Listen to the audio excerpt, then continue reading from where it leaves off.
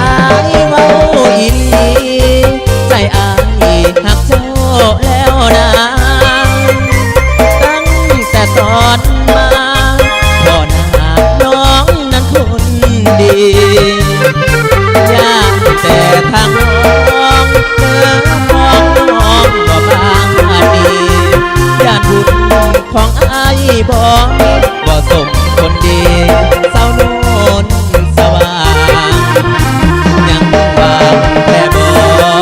น้องใจของเจ้าน้องลาถ้าบ่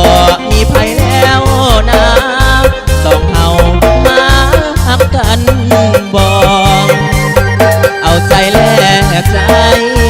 สองเอาคือสิดีนอให้คนอื่นเขาย่องเขาย่องว่าสองเขาหักกันคนดีสาวโน้นสางย่องนางตอบมาไวว่าในหัวใจของเจ้ายังว่างอยู่บ่หรือมีคู่แล้วบอกเอ้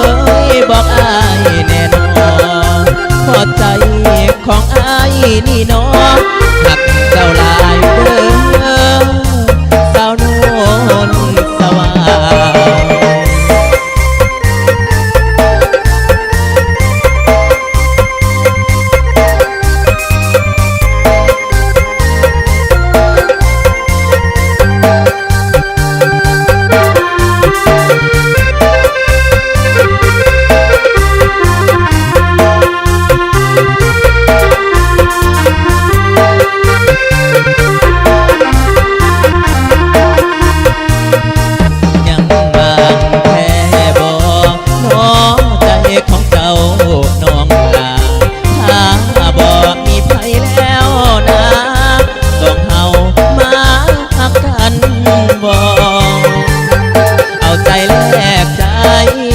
สองเฮาคือสิดีนอ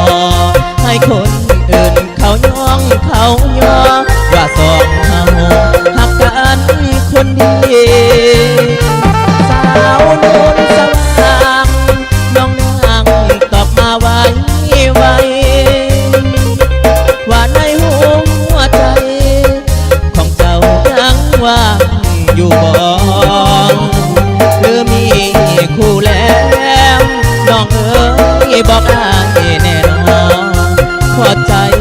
ของอายนี่น้อง